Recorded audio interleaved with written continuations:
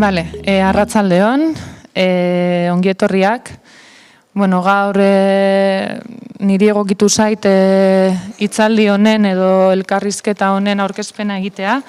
Suarria Kultura Elkartekoak idea naiz. Eta, bueno, apur bat azalduko dizuet hitzaldi honen zergatia, ez? Suarria Kultura Elkartea 20. mendearen bukaeran sortu zen Rekalden. Bueno, ezkertiar abertzaleek ikusten genuen beharra hainbat gaien inguruan beste ikuspuntu batetik hitz egiteko, ikuspuntu progresista, ezkertiarra, eta bebai, hainbat gaiak komunikabidetan edo agertzen ez zirenak azalarazteko, auzo mailan hitz egiteko, auzoko kezkak, gure herriko kezkak, eta horretarako hainbat baliabide erabili ditu urteen zehar, ez? Bai hitzaldiak, bideoforumak, tailerrak, eta, bueno, azken boladan, pandemian ostean, hau da antolatzen dugun 2. hitzaldia, eta gaur, bueno, daukagu hemen gaia La Cosa Vasca, bakearen eraikuntza prozesuaren inguruko gogoetak, gai honen inguruan hitz egingo digute Agus Hernan, Foro Sozialaren kidea, berak emango digu Euskal Herriko ikuspuntua, zeintzuk trabak edo ze baldintzak daude Euskal Herritik bake prozesu honen eraikuntzan, eta Jonathan Martinez, iritzi sortzailea, komunikazioan adituak, azalduko digu Estatu Espainoletik dagoen ikuspuntua, ikusten diren trabak, edo sortu behar diren baldintzak bake prozesu honekin aurrera egiteko. Bueno, os comentaba un poco el porqué de esta charla. Suarria Kultura Elkarte nació a final del siglo XX, hace unos 30 años en Rekalde, porque, bueno, pues un poco la gente de izquierdas y abertzale de este barrio veíamos la necesidad de crear un foro donde se pudieran tratar los asuntos del barrio y de Euskal Herria que preocupaban al barrio, o que, bueno, pues de los que solo había una versión, que era la versión oficial, desde otro punto de vista más progresista, más herritarra. Y bueno, para eso durante estos años hemos utilizado muchos medios, ¿no? Son videoforums, charlas como la de hoy, talleres, y bueno, los últimos años hemos empezado un nuevo camino con un local. Y después de la pandemia esta es la segunda charla que organizamos. La charla de hoy se titula La Cosa Vasca. Vamos a hablar un poco sobre el proceso de paz que se está construyendo o que queremos construir en Euskal Herria. Y bueno, pues tenemos para eso aquí a Agus Hernan por parte del Foro Social. Él nos va a explicar un poco desde la perspectiva de Euskal Herria en qué situación está este proceso de construcción, cuáles son las dificultades que vivimos desde Euskal Herria, y por otro lado Jonathan Martínez, periodista, creador de opinión, experto en comunicación, nos va a dar la perspectiva pues desde el Estado español, ¿no? ¿Qué dificultades hay? ¿Qué corrientes? Y bueno, pues ellos harán su exposición. Luego, si queréis hacer cualquier pregunta, con levantar la mano será suficiente. Mi esker etortzaitik eta usten zaituztet.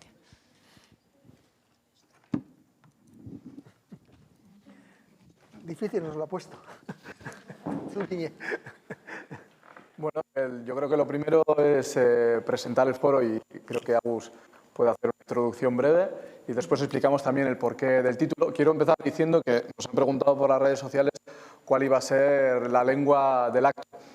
Quiero explicar que cuando Agus me ofreció hacer este acto, estaba pensado para hacer una retransmisión de cara a todos esos pueblos del Estado español que no tienen un acceso directo a la información que existe en Euskal Herria, y por eso vamos a hacerlo en castellano, aunque nos gustaría también poder hacerlo a lo mejor en galego o en catalán, porque tenemos mucha gente de estos pueblos que está interesada precisamente por los avances que se están haciendo en Euskal Herria. Y bueno, la presentación del foro le corresponde a Agus.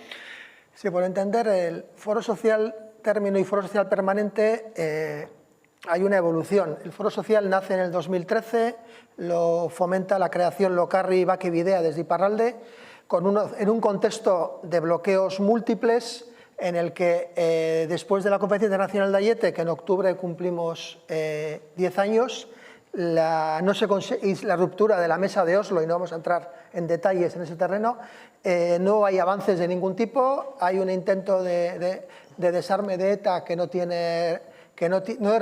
es recepcionado por el gobierno español de Rajoy, y se impulsa un marco desde la sociedad civil para intentar hacer propuestas, estudiar experiencias internacionales que puedan desbloquear esta cuestión. Se producen los dos primeros foros, 2013-2014, y el Foro Social Permanente nació en el 2016, cuando Locarri decide disolverse, y una serie de entidades y personas que estábamos en el Foro Social nos sentimos un poquito umesur, nos sentimos un poquito sin referencias, y decidimos lanzar ese espacio. ¿Qué es hoy el Foro Social Permanente? Que nace en Guernica en 2016, son 17 entidades, los principales sindicatos del país, el ALAP Comisiones, SK Steilas, entidades como Sare Etxerat, Baketik, Istaís Fundazioa, que está aquí presente, Paz con Dignidad, que está aquí presente, o la más pequeña, que es la que yo represento, que es una radio comunitaria en lengua vasca del Bajo Bidasoa, que se llama Antxeta Irratia.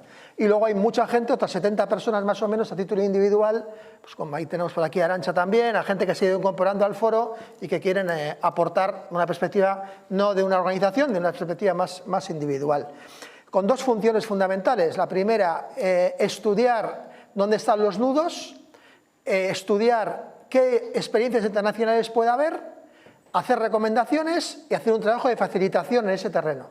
Luego entraremos, espero, un poquito en todo el tema de los microacuerdos, que hemos ido teorizando un poquito nosotros, ¿no? En ese sentido, desde la creación del foro en 2016, yo creo que los avances son notables.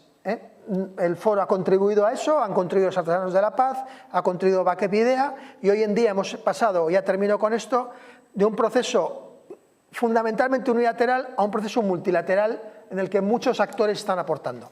Todos los sindicatos están aportando de una cierta manera, la mayoría de los partidos políticos del Parlamento Vasco y de Navarra, y hoy en día del Congreso Español, en el tema de los presos, están aportando en ese terreno, un montón de agentes sociales, y bueno, en ese terreno yo creo que los resultados son importantes. Nosotros no hablamos de proceso de paz, es un término que genera mucho debate, hablamos de proceso de construcción de paz.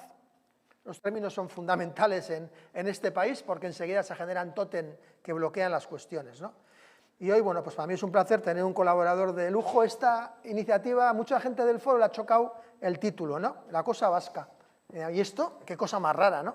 Bueno, y es como ha explicado Jonathan, desde el primer momento hemos co-construido esta idea buscando un público de Recalde, por supuesto, pero también un público de Euskal Herria, pero gente que igual esté menos bregada en estas cuestiones, y ha sido un título que entendíamos que enganchaba, ¿no?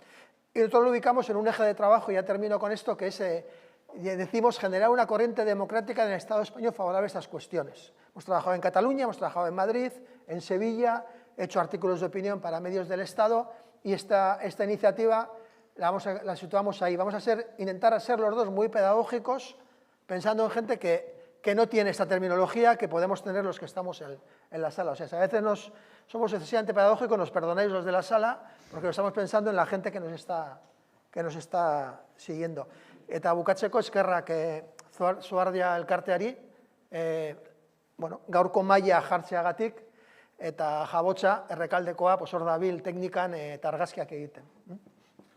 Bueno, teníamos un título provisional muy largo que en un momento cambió. Yo propuse la cosa vasca, que es un término que le robo al escritor Iván Zaldúa, porque es el término que él utilizaba para nombrar esa cosa, ese algo que ha penetrado en nuestras vidas cotidianas en los últimos 50, 60 o 70 años y que además revela el problema que tenemos con las palabras y con el lenguaje. Las palabras vienen cargadas de significados y de connotaciones y muchas veces es la propia terminología, la propia semántica la que bloquea relaciones en las que podríamos estar de acuerdo porque el fondo se comparte, pero no se comparten los términos. Yo muchas veces escribo artículos o emito opiniones y hay personas que me critican no por el contenido, sino por la forma, porque no hemos utilizado determinada palabra que han utilizado los medios de comunicación en los últimos 50 años. Bueno, yo intento no hacer propaganda, intento escribir con propiedad, no me gusta repetir términos, y eso hace que pues, la palabra, por ejemplo, condena, se utilice de forma arrojadiza, como un arma, para, en lugar de intentar encontrar un suelo común, pues intentar separarnos, ¿no? Pero al margen de la cosa vasca, esa cosa que unos han llamado terrorismo, otros han llamado conflicto, otros han llamado problema, tenemos actualidad, y esto es algo que no depende de nosotros, parece que depende de la Audiencia Nacional y de la Guardia Civil, porque tenemos desde esta mañana 2 personas detenidas, y a mí me parece muy paradójico que la Audiencia Nacional, que ha ordenado 2 detenciones supuestamente por organizar recibimientos a personas excarceladas, sea la misma Audiencia Nacional que ha examinado esos actos y ha determinado que no existe delito ni de humillación a las víctimas ni de apología del terrorismo. Entonces, quería preguntar también cuál es la posición del foro con respecto a esa polémica que de alguna manera ha surgido casi artificialmente en algunos debates en el Estado español para intentar boicotear los procesos de acercamiento o de excarcelaciones, ¿no? Sí, el foro viene trabajando en el tema de lo que se llama los onguietorris, que es un tema como zulo, que ya se ha convertido también en terminología en el propio Estado español, ¿no? En esos términos, o kale borroka, ¿no? Que ya es términos bastante asumidos desde el 2019. Antes un espacio discreto, en el 2019 hicimos una propuesta en ese terreno. Nosotros hemos detectado, en ese sentido hemos venido haciendo un trabajo de facilitación de una manera discreta y hemos detectado 4 consensos en ese terreno, que no son pocos. El primero sería, nuestra sociedad no puede aceptar más sufrimiento hacia las personas que lo han padecido. Yo creo que sobre eso hay un consenso extenso. Las víctimas de ETA se sienten agraviadas con algunas maneras de escenificar los onguietorris, eso también todo el mundo lo acepta, pero al mismo tiempo también las familias y allegados de personas presas tienen derecho desde su punto de vista humanitario a recibir, y en muchos casos se sienten además mal en medio de esas polémicas, porque ellos lo que quieren es recibir con alegría a sus familiares, ¿no? Y un último consenso que tiene mucho que ver con la jornada de hoy, que se ha extendido, es que el camino de judicializar esta problemática, por dolorosa que haya sido, no es el camino adecuado. Sobre eso hay muchos, hoy mismo en redes sociales tenéis víctimas de ETA que se han expresado en ese sentido, ¿no? O sea, ese no es el camino, ¿no? Voy a dar un dato para ver la dimensión de esta cuestión. En 2021 han salido de la cárcel 18 presos y ha habido un onguietorri en Cambó, en Iparralde. Estoy seguro que en esta sala, estoy seguro que la gente que nos ve desde cualquier lugar, desde su casa, piensan que hay onguietorris un día sí, otro también, una semana sí, una semana no. Eso es el dato objetivo. Y no lo dice solo el foro, lo dice Covite. Si cogéis y vais a su página web, donde tiene un observatorio, el único onguietorri recogido es el de Cambó hace mes y medio, más o menos. Esta es la realidad en la que estamos en este momento. ¿Por qué se genera ese tipo de polémicas? Bueno, evidentemente, en torno a los onguietorris hay una cuestión de ética, hay un debate en ese terreno y hay una cuestión política de impulso político. Nosotros pensamos que es un tema que está en vías de resolución y, sin embargo, la percepción social, por lo menos la percepción política y mediática, hace poco estaba con la responsable de un partido político, su portavoz en el Parlamento Vasco, y hablábamos de este tema, le di este dato y se quedó sorprendida, porque su percepción, y es una responsable política, es que hay onguietorris continuamente. Y una cuestión importante que ha cambiado también es que hasta ahora el tema de los onguietorris era un elemento, es una cuestión importante, pero que puede ser a veces difícil de percibir. Es decir, los onguietorris eran un elemento de confrontación, un elemento de reprochar a la otra parte que tal y cual, en términos de política penitenciaria. Hoy en día todos los actores, y eso es un avance importante, han sacado este tema del cambio de política penitenciaria, han blindado el apoyo al cambio de política penitenciaria y lo han ubicado en el espacio del relato. Puede ser un cambio pequeño, pero es un cambio importante, porque blinda el cambio de política penitenciaria. Nadie pone en duda por esta cuestión, como hace 6 meses, 8 meses, que ese cambio es absolutamente necesario y está en el buen camino. Bueno, yo creo que podemos enhebrar este tema con uno de los más controvertidos y a lo mejor más manoseados, que es la cuestión del relato. Creo que se ha hablado mucho de la batalla del relato y ese lenguaje bélico, no sé si es una forma de sublimar la violencia, pero a mí desde luego no me seduce ni me gusta demasiado utilizarlo porque parece que estamos compitiendo todos en igualdad de condiciones por establecer cuál debe ser la narración que debemos contar a nuestros hijos y a nuestros nietos de lo que ha ocurrido en Euskal Herria. Y creo que además es tramposa porque cuando se habla del relato parece que hay múltiples relatos, pero la realidad es que creo que existe un relato, gran relato troncal, auspiciado por el pensamiento dominante, que es el relato que se ha mantenido oficialmente en los grandes medios de comunicación en los últimos años, y existen algunas iniciativas particulares, privadas, institucionales también, donde se pone en cuestión ese gran relato y se aportan determinados matices. Pero no sé si es contraproducente buscar un relato compartido cuando existen tantas divergencias sobre lo que ha ocurrido en Euskal Herria, y no sería más saludable aceptar que mucha gente tiene su propio relato y que el relato debe ser la suma de muchos pequeños relatos parciales, porque las vivencias personales de unos y otros son tan distintas que es imposible encontrar un punto de acuerdo. Sé que es una de las cuestiones más peliagudas, pero me gustaría saber el foro qué es lo que opina sobre eso que llaman la batalla del relato o el relato.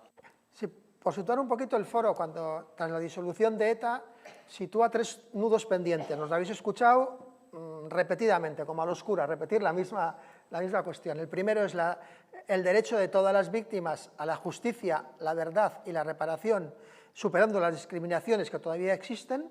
El segundo es aplicar una política normalizada, penitenciaria normalizada a las personas presas y afrontar la cuestión de las personas huidas y deportadas. Y en tercer lugar decimos afrontar el debate de la memoria crítica inclusiva. Versus igual batalla del relato, digamos. Los términos son muy importantes ahí, se utiliza el término inclusivo por nuestra parte, se habla mucho también de memoria compartida, los términos son importantes. ¿En dónde estamos en este momento? Parece evidente que es el espacio donde menos avances se han producido. Lo vemos un día sí y otro también en las chispas que de manera periódica saltan en el espacio de los medios de comunicación y de los partidos políticos. Digo en los medios de comunicación y partidos políticos porque yo creo que en la batalla del relato, la cuestión de la memoria, la sociedad está dando pasos muy grandes. Yo pienso que la vecina del tercero aquí ya se habla con la vecina del primero, que antes no se saludaban en la escalera por este tema, ¿no? Y eso se ha vivido en todos los pueblos y barrios de este país, ¿no? ¿Dónde está en este momento ese espacio? Pues está el marco de debate es un espacio de confrontación, es un espacio permanente de tumas, de reproches políticos, y en ese terreno nosotros pensamos que se han producido pasos atrás. Hace 3 años había debates que se podían tener y hoy en día casi son imposibles de tener. ¿Cómo alguien puede imaginar que debates que producían en tiempos de la existencia del ciclo de violencias, insisto bien en el plural porque es fundamental entender, en ese ciclo de violencia se podían mantener así de debates y hoy en día es imposible llevarlos adelante, ¿no? Nosotros lo que decimos sobre esa cuestión es que estamos en una noria, llevamos años oyendo los mismos tipos de argumentos, ningún actor es capaz de plantear argumentos nuevos y nosotros entendemos que eso está produciendo un hartazgo en la sociedad y eso puede llevar a una consecuencia que es la que todo el mundo dice que no quiere, que es pasar página muy rápido. Yo vengo de una familia donde por parte de ama y de aita sufrimos muchísimo la guerra civil. Inés, que está en la sala, suele decir que tenemos para escribir un libro en la familia. En mi casa no se hablaba de ese tema, no se hablaba de ese tema. Me costó mucho empezar a descubrir ese tipo de cosas. Pues yo creo que vamos al mismo peligro. En aquel tiempo era por miedo, ahora será por hartazgo, pero en el que nosotros ya no transmitimos de la misma manera a nuestras hijas e hijos esta cuestión y se está generando un hartazgo que nos puede llevar a pasar página muy rápidamente. En la guerra civil no voy a decir que se pasó página rápidamente, se nos obligó, o a nuestros aitas y amas se les obligó a pasar página, Cuidado, no hago una comparación, pero no hemos aprendido nada en ese terreno. Nosotros lo que estamos planteando es, hemos mirado otras experiencias, existe la iniciativa Diálogos Improbables en Colombia, en Sudáfrica, en Irlanda. Bueno, pues intentar hacer apuesta en ese terreno para generar un nuevo marco de debate en el que por lo menos todas las partes se puedan expresar con libertad, porque hay partes que entienden que no pueden defender su relato hoy en día, que todas las partes puedan expresarse con libertad y que nos permita generar un marco de debate más constructivo. Yo suelo utilizar un ejemplo, y con eso termino, es el espacio de víctimas, de los encuentros de víctimas del Estado y de víctimas de ETA, que muchos actores, pero también el foro, hemos promovido en los últimos 3 años, ¿no? El foro ha organizado 15 de ese tipo. ¿Cuál es la percepción de la sociedad vasca? Si las víctimas entre ellas se pueden reunir, se pueden escuchar, se genera empatía, ¿cómo no vamos a ser capaces nosotros de hacerlo, no? Nos creemos que ahí se ha cambiado un poco el marco de debate de una posición, pues bueno, de cada una. Esa posición es un término como la batalla del relato horrible, ¿no? Nuestras víctimas, ¿no? Mis víctimas, a esa concepción de las víctimas de todos. Y creemos que en el marco vasco, en Navarra, todavía ese proceso está más retrasado, está costando más, pero en el marco de la Comunidad Autónoma Vasca, ese proceso, Guipúzcoa, Bizkaia y Álava, se ha conseguido. Y yo creo que eso es lo que hay que intentar hacer con la batalla del relato, cambiar el marco de debate y generar un debate, un espacio constructivo. La memoria no puede ser un espacio de confrontación, tiene que ser un espacio de encuentro y de cohesión social. Yo quiero plantear una hipótesis.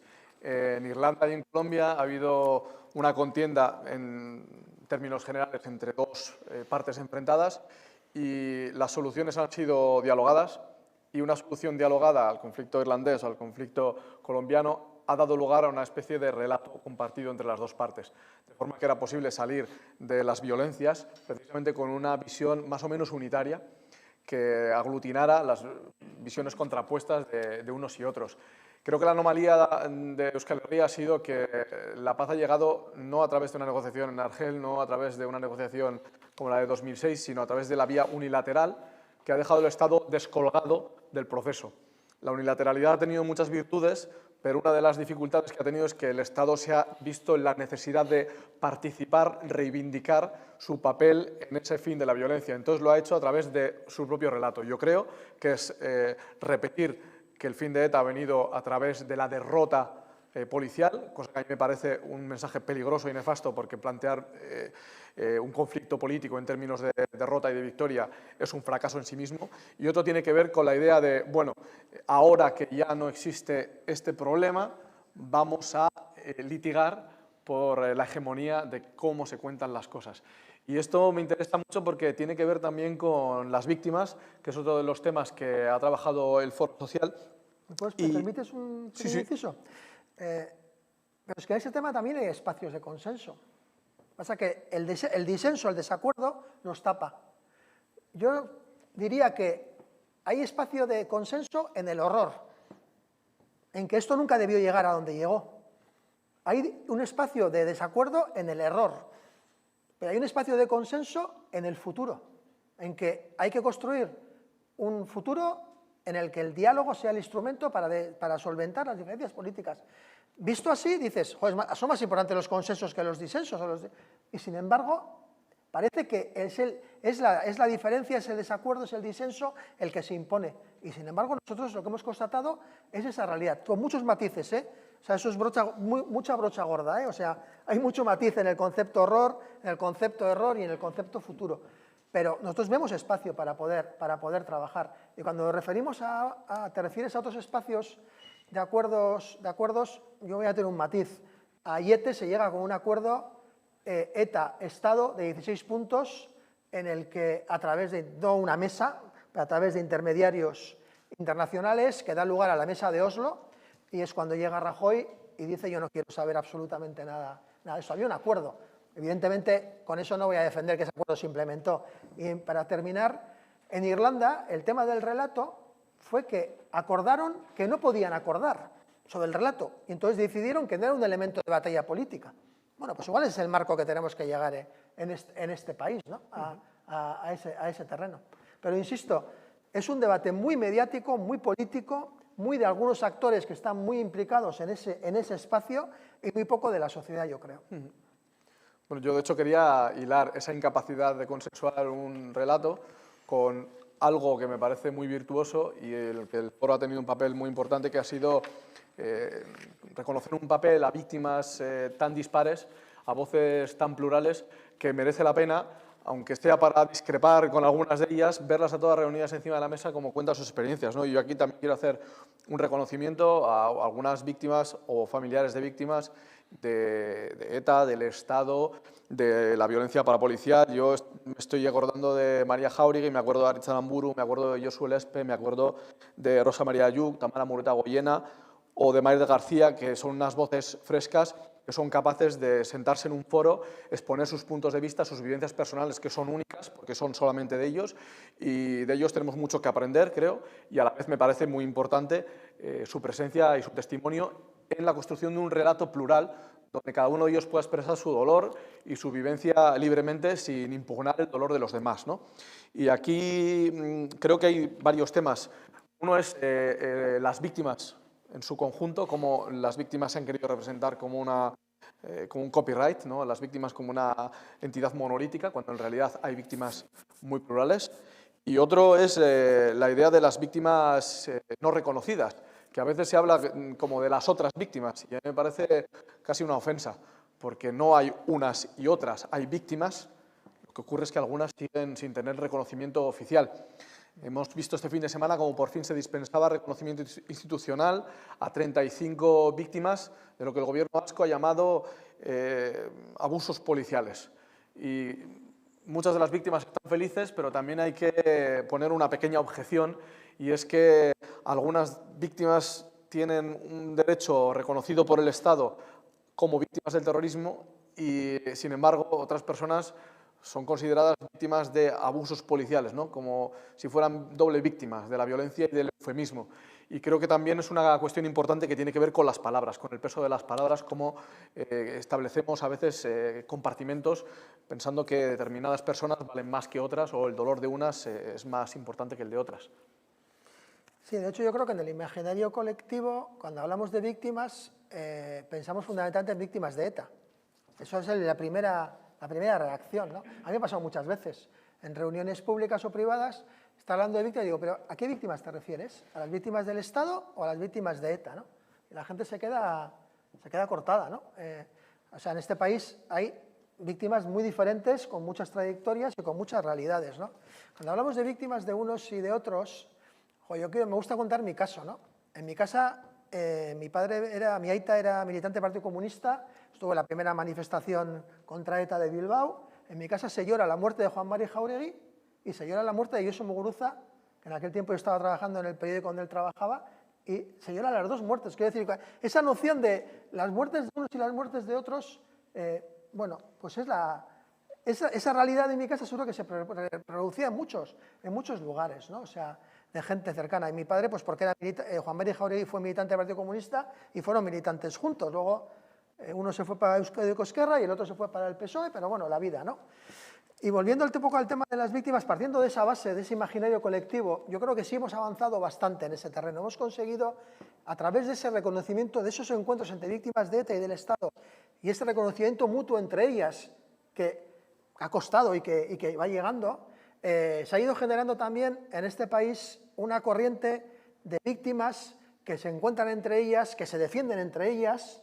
Las víctimas de 44 víctimas de ETA en su momento hicieron un artículo de opinión defendiendo el derecho de las víctimas del Estado a la ley y a ser reconocidas, etcétera, etcétera. O sea, quiero decir que esos procesos se han ido dando y eso ha permitido también generar aquí esa opinión que antes decía, ¿no? Pues bueno, víctimas de unos y otros igual son víctimas de todos y hay que responder, ¿no?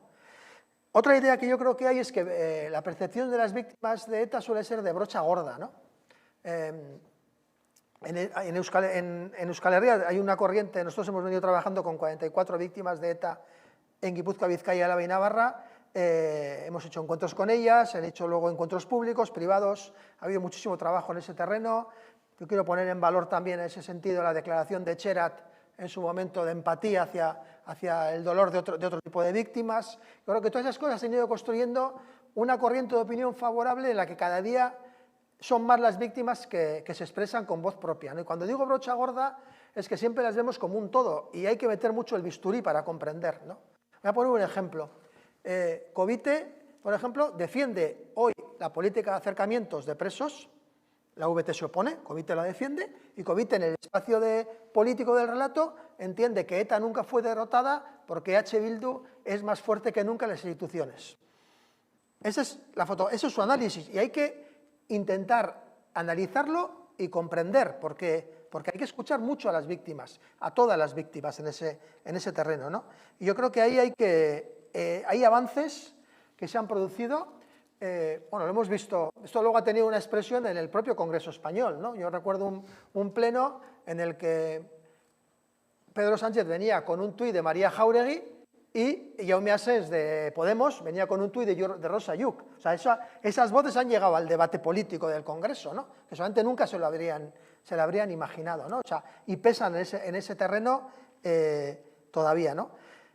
Pero bueno, lo que sigue habiendo aquí es una sensación, aunque el pasado sábado el Gobierno vasco hizo el primer acto de reconocimiento a 35 víctimas en el Euskalduna, hay una percepción clara de las víctimas del Estado, y habría que analizar un poquito más el caso de las víctimas de la tortura, que es específico, de sentirse todavía víctimas de segunda categoría, en ese imaginario colectivo de ser las otras víctimas, de no ser suficientemente reconocidas, y yo diría más todavía, ¿no? Igual luego volvemos a la cuestión de la justicia y de la verdad, ¿no? A nosotros lo que nos transmiten las víctimas del Estado y las víctimas de la tortura es que ellas no esperan absolutamente nada de la justicia, nada de la justicia. No quieren ni entrar en esos procesos. Esperan que su dolor sea reconocido y ser reparadas. Pero hoy en día tenemos un problema aquí, por ejemplo, en la Comunidad Autónoma Vasca, y es que todas las víctimas de la tortura que fueron al IBAC con Paco Echevarría y presentaron su dossier, pues ahora les cuesta mucho ir al Gobierno vasco. Y son muy, pues ahí, las cifras están ahí, 4.113 en el informe del IBAC, hay otras 600 más que han ido recogiendo después, y hay 1.100 víctimas que han presentado todo tipo de sufrimiento confundido a la ley actual. Yo animaría a la gente a presentar, porque ese es el instrumento de reparación, de reconocimiento es la ley. Para eso se ha dotado una ley que puede ser insuficiente para unos, pero en todo caso la ley que tenemos en este momento hay que intentar darle el mayor elemento posible. Yo sé que el tema de ese tema es un tema que te has trabajado, por ejemplo, el tema de Esteban Murrietagoyena, ¿no? Yo descubrí contigo ese caso, y lo dije en Twitter además, que os agradecí, ¿no?, por haberlo hecho, un caso que no es suficientemente conocido y demuestra el gran camino que nos queda todavía por recorrer para dar a conocer todos estos casos, ¿no? Sí, bueno, y ahora que hablas de Esteban Murrietagoyena, yo quiero reconocer a Elizabeth, que está aquí en el acto, su cariño y sobre todo su voluntad de contar cuál ha sido su vivencia, porque también ha sido una víctima de una detención arbitraria.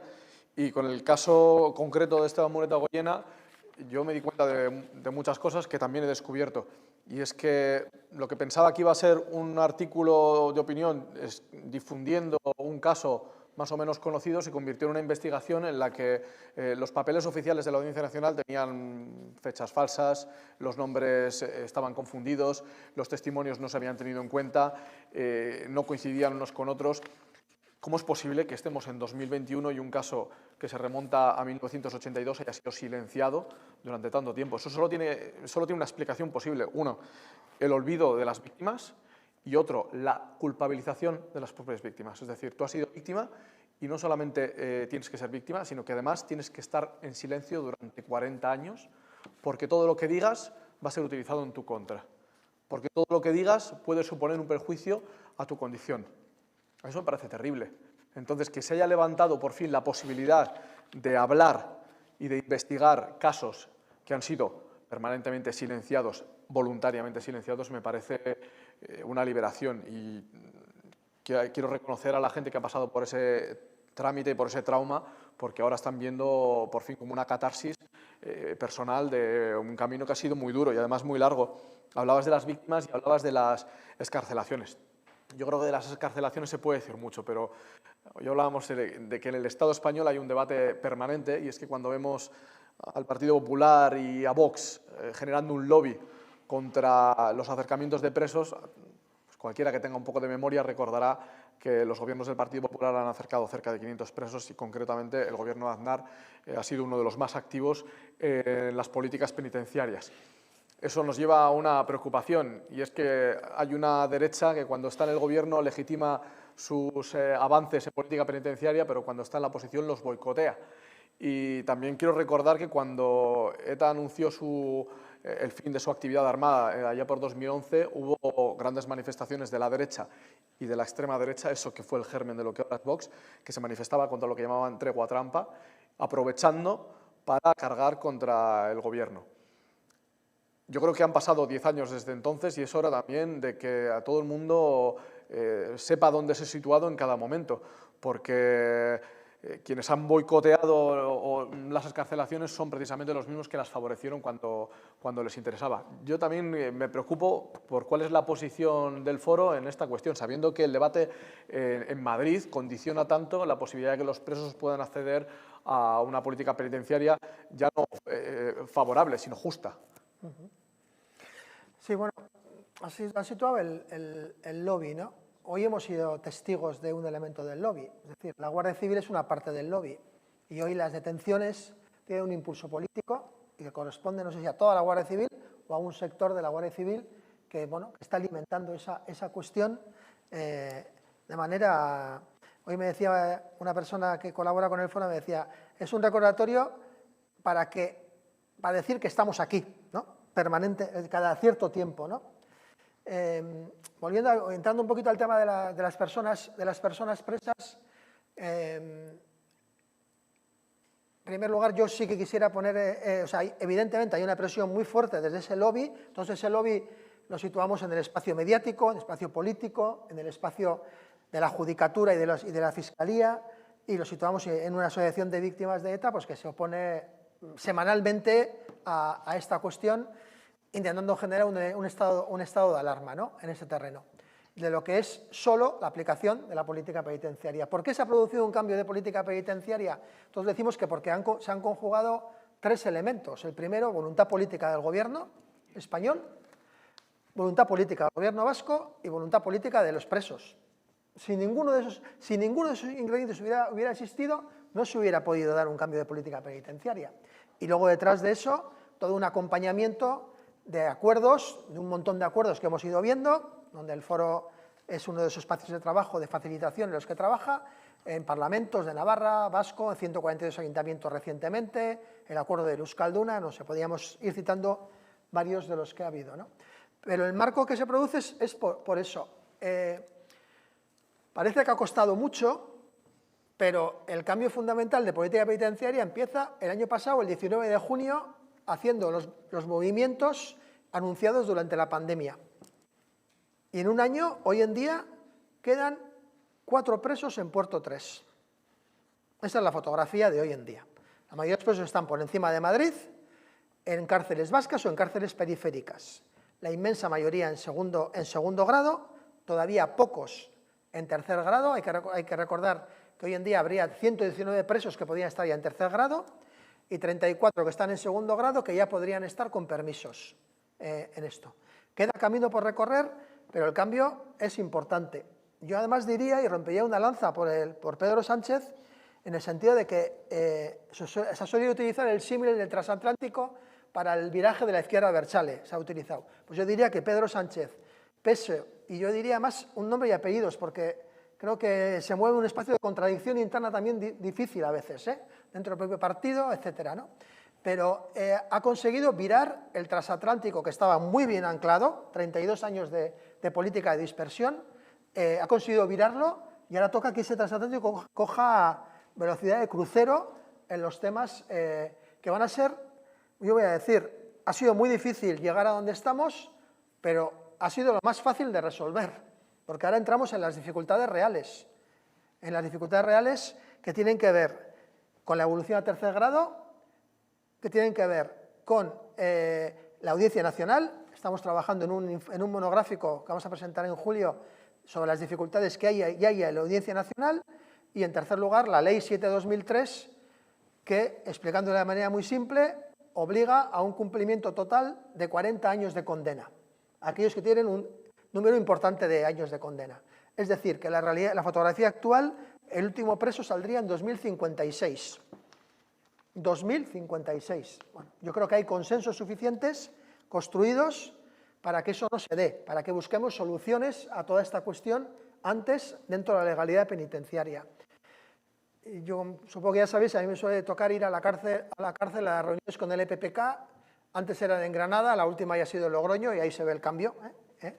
Quiero decir, para sus familiares, yo voy cada 6 meses, es anecdótico, pero a mí lo que nos transmiten los presos del EPPK en este caso es que hay voluntad de hacer el recorrido, que hay voluntad de hacer el itinerario de reintegración. Lo que piden son mecanismos y lo que piden son garantías de que ese camino tenga un resultado. El propio Jaime Tapia, que es el asesor del gobierno vasco, se refería a esto hace poco diciendo pues es normal que los presos pidan garantías, quieren saber de lo que van a hacer, qué resultados va a tener. Y para terminar, antes, bueno, yo creo que entraremos más en materia porque el tema requiere, estamos en Recalde y quisiera destacar un dato. Todos los presos, independientemente de qué posición política tienen actualmente, están siendo acercados. Un preso de Recalde, el único preso de Recalde, está ya acercados a cárceles periféricas. A mí me parece un dato importante, que se tenga en cuenta. Y eso ha sido gracias a que todo el resto de presos están haciendo ese camino. A que están haciendo escritos, están haciendo procesos en las cárceles que lo que determina el itinerario, etcétera, etcétera. Todos los presos, sea cual sea su posición política actual, están siendo acercados y van a ser acercados a las cárceles o vascas o periféricas, sin ningún tipo de discriminación. Ahora que hablabas de Sánchez, yo quería poner encima de la mesa una cuestión.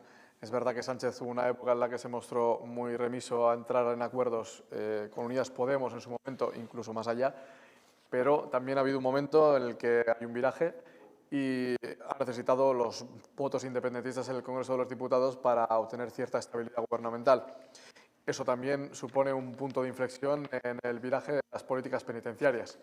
La pregunta que hay que plantearse es hasta qué punto el Estado profundo tiene capacidad para boicotear esa nueva tendencia del gobierno español y hasta qué punto pueden aparecer nuevos casos como el montaje de Altsasu, que nos llevan o nos devuelven a años anteriores, ¿no? Y también otra cuestión que podemos hilar o establecer un paralelismo con Colombia. Yo sé que las comparaciones son siempre odiosas, pero hay que comparar procesos para encontrar diferencias y también para encontrar puntos de coincidencia. Hubo una apuesta muy importante de Santos por el acuerdo con las FARC y por un proceso de paz que creíamos muy sólido, pero el retorno del uribismo parece que ha desandado buena parte de ese camino y ha dejado vendida a mucha gente que se había implicado en un proceso muy ambicioso. ¿Hasta qué punto es posible que la pujanza de la derecha y de la extrema derecha en España puedan cambiar el tablero político y hacer que haya un nuevo gobierno ultra más parecido al modelo húngaro que al modelo actual de Sánchez? En este momento, el apoyo a los cambios en política penitenciaria y yo creo que la convivencia en este país, en el Congreso está tasado. El 55% de los diputados son favorables a esta cuestión. Bueno, la situación en España a nivel de equilibrios y de políticas de gobierno, bueno, pues tiene una inestabilidad manifiesta. Hoy en día podemos imaginar o vemos con las elecciones de Cataluña y con la Operación Ciudadanos y una serie de cosas que han venido ocurriendo, que Sánchez tiene condiciones para terminar la legislatura. Eso es, en este momento, el otro día me preguntaban en la rueda de prensa, que Diegos, ¿qué tiempos veis? Bueno, a mí no me gusta poner tiempos a esta cuestión, ¿no? Pero yo creo que la ventana de oportunidad que tenemos abierta actualmente, si dura hasta el final de la legislatura, hay que seguir aprovechándola como la estamos aprovechando. Hay que aprovecharla a tope, identificar bien las dificultades, los nudos y soltar esos nudos. Es fundamental. En ese terreno, nosotros entendemos que estamos en una fase transitoria, la mayoría de los presos están en cárceles periféricas y tenemos que conseguir en un plazo razonable que todos estén en las 4 cárceles vascas. Creemos que es posible y que es realizable esa cuestión, todos en las 4 cárceles vascas. Dicho esto, las dificultades están ahí. No voy a avanzar mucho este monográfico que estamos trabajando para julio, pero tenemos ya un caso en el que un preso en tercer grado en una cárcel vasca con permisos, con el informe favorable unánime de la Junta de Tratamiento de Vigilancia Penitenciaria de la cárcel, ha sido recogido en la Audiencia Nacional y el juez lo ha anulado. El 1 de octubre habrá transferencias penitenciarias, todo eso va a estar en manos del Gobierno vasco. ¿A qué escenario vamos? Vamos a ese escenario, a un escenario de choque, en este momento, de choque de trenes importantes. Salvando las distancias, a todo el mundo seguro que le viene a la cabeza lo que ha pasado en Cataluña. Tercer grado, permiso, recurso, vuelta a la cárcel. Veremos, es un nudo muy importante. La Audiencia Nacional es un lugar donde el lobby está, o el estado profundo que llaman algunos, está muy asentada y tiene mucho peso. Hay que soltar ese nudo y hay que conseguir que ese nudo avance. Si llegamos al fin de la legislatura y a un cambio de gobierno, y vuelvo a la pregunta, en esas condiciones el proceso estará mucho más asentado y hay que llegar en esas condiciones. Con los presos, con el objetivo finalista es los presos en cárceles vascas, en tercer grado los que les correspondan, aplicando la acumulación de penas de aquellos que han cumplido pena en el Estado francés y todos aportando en un proceso de itinerario de reintegración a la convivencia democrática. Ese es el escenario ideal. ¿Ese escenario se podrá desmontar? Pues suponrá un gran chasco para la sociedad vasca que ahí se den pasos atrás. No será por falta de voluntad de los presos, que nosotros podemos certificar, bueno, lo estamos viendo todos, la mayoría de los presos ya, la inmensa mayoría de los presos del EPPK han hecho los escritos, en esos escritos hacen reconocimiento del daño causado, muchísimos muestran empatía hacia las víctimas, muchos están pagando la responsabilidad civil, es decir, bueno, pues y están haciendo destino de trabajo, están participando en la vida de la cárcel, en lo que la cárcel ofrece, etcétera, etcétera. Y voy a contar una pequeña anécdota, si me permites, para terminar esa parte. En Logroño, hace un mes cuando estuve, lo que me decían, están frustrados porque están en Logroño, en segundo grado, quieren dar pasos, le piden a la dirección de la cárcel, pues monta talleres, danos destinos, queremos hacer cosas, y la respuesta de la dirección de la cárcel es, estáis de tránsito, sabemos que estáis aquí un tiempo y os van a llevar para arriba, entonces no vamos a hacer nada. Su frustración es que están perdiendo el tiempo, entre comillas. Pero claro, al mismo tiempo, la visión que tienen es, esas personas que yo me reúno vienen de Granada, han hecho toda la cárcel en primer grado, en aislamiento, y en la cárcel de la Boloto en Granada. Entonces, claro, estar en Logroño viendo la televisión vasca, oyendo Radio Euskadi, con lo que supone de baño de realidad también para ellos, que eso es positivo, etcétera, etcétera, pues bueno, como dicen ellos, hemos estado expatriados y ahora estamos un poco más cerca de nuestro entorno normal, ¿no? Bueno, hoy Agos y yo hablábamos de sobremesa sobre la cuestión de Cataluña y de cómo hay un momento del proceso catalán en que se pone de moda la zona especial norte y todas las políticas represivas del Estado porque ven como que en Euskal Herria ha surgido una especie de oráculo de lo que le va a ocurrir a ellos, ¿no? Y hubo mucho interés, a lo mejor se mantiene, pero hubo un momento en el que hubo de verdad mucho interés en saber qué es lo que estaba ocurriendo, qué había ocurrido aquí, para entender qué es lo que podía ocurrir allí. Nosotros hablamos aquí del proceso de construcción de paz, sin olvidar que la paz hay que llenarla de algo, que puede hablar de paz con respecto a determinados aspectos de la realidad, pero sigue vigente un conflicto social, seguimos viendo cómo la policía acude a un centro de trabajo donde hay un conflicto laboral y agrede a los trabajadores. Vemos que en Cataluña sigue habiendo una cantidad kilométrica de represaliados que son ajenos a los indultos. Hay personas fuera de su país. Hoy Josep Valtònyc se acercaba al Constitucional de Bélgica. Vemos también que cuando ETA anuncia su disolución aparecen unos montajes policiales en Galicia con aquello que se llamó Resistencia Galega, la Operación Jaro. Vemos que está Dani Gallardo cumpliendo condena en Madrid.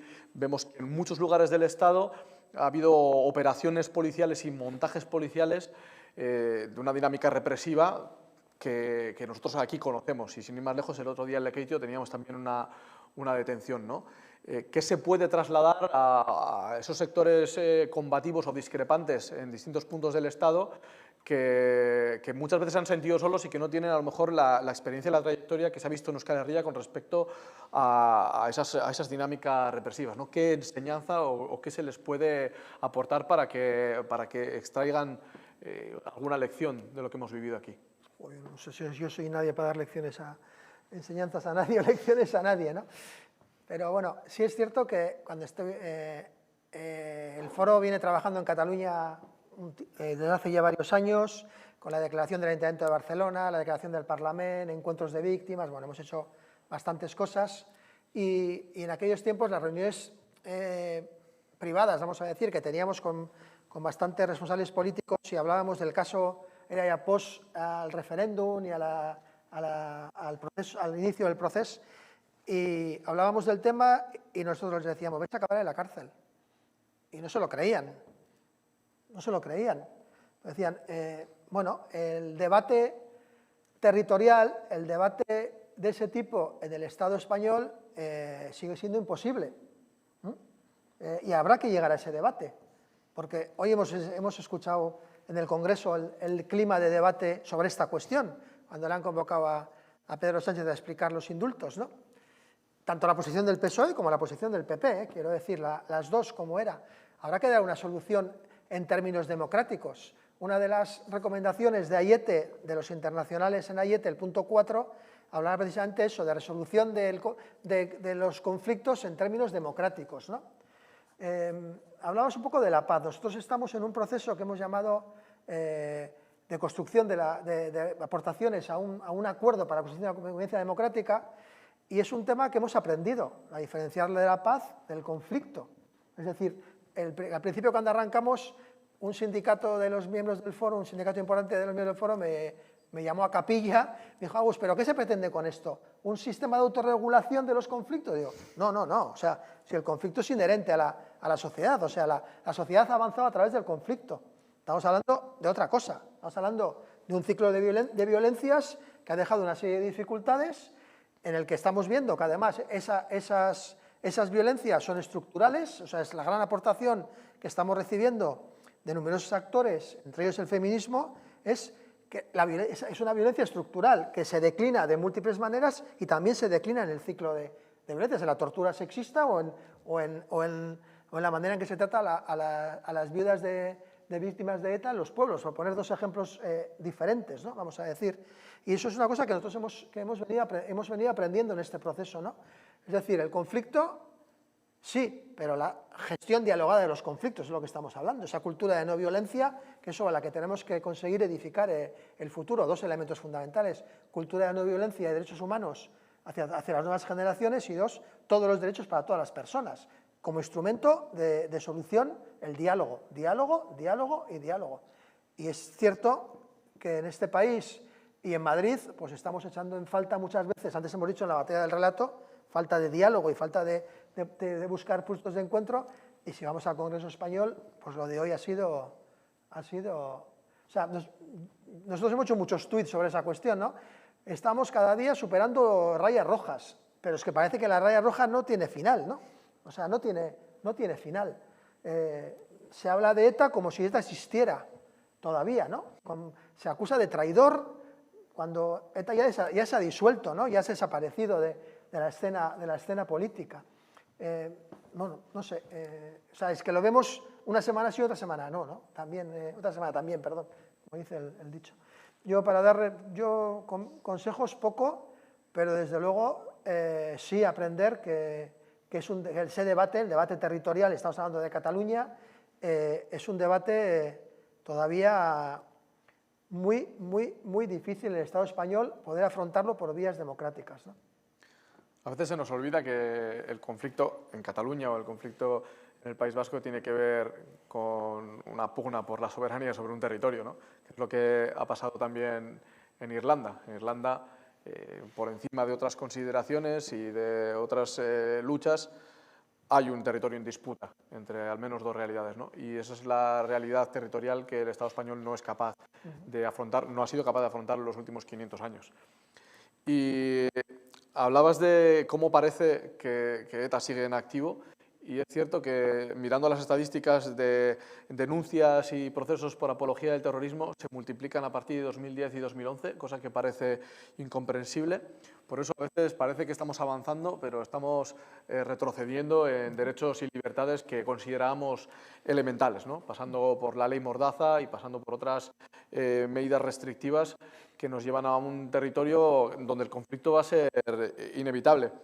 Yo quería plantear alguna cuestión de última hora. Yo no sé si nos hemos dejado algo en tintero y quieres remarcarlo, también es tu oportunidad, pero voy a regresar al relato, porque uno de los temas que ha estado de actualidad en las últimas semanas es la inauguración del Memorial de Víctimas.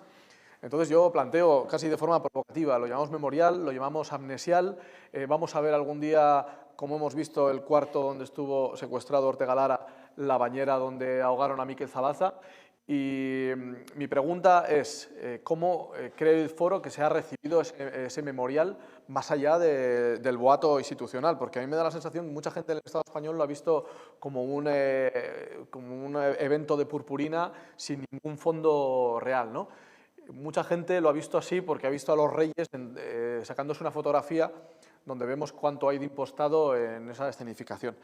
Y yo quería recordar una cosa con respecto al memorial de víctimas, que mucha gente no lo recordará probablemente, pero cuando se inaugura por primera vez el memorial, no cuando se abre, sino cuando se pone la primera placa diciendo este edificio va a ser un memorial de víctimas, se hace con un acuerdo exprés entre, por una parte, el gobierno vasco, donde está Rodolfo Ares, y por otra parte, Mariano Rajoy, y acude Mariano Rajoy en un viaje exprés a Gasteiz a sacarse una fotografía con Iñigo Urkullu, el lehendakari en aquel momento, pues colocan una placa, se hacen la fotografía y tienen que retirar la placa unos minutos después de la fotografía porque la placa incumple algo tan elemental como que al ser una placa oficial tiene que estar escrita en castellano y en euskera. Obviamente llegan con una placa íntegramente en castellano. Y a mí esta anécdota me parece tan elocuente, me parece tan simbólica de cómo el memorial ha venido como un puñetazo encima de la mesa desde el Gobierno de Madrid para imponer un determinado relato, que quería saber cuál era concretamente la posición del foro. Es decir, ¿hay que impugnar el memorial o se puede solucionar?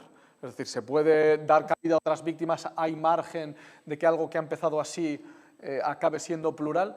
Y por último, bueno, yo doy las gracias a las personas que habéis venido y a las personas que nos han seguido a través del streaming. No sé si los organizadores quieren ceder el micrófono para que haya alguna pregunta o si desde internet nos han formulado preguntas, porque no tengo ahora mismo acceso. Si no, bueno, nos despedimos o nos despediremos con la esperanza de que sigáis haciendo estos encuentros.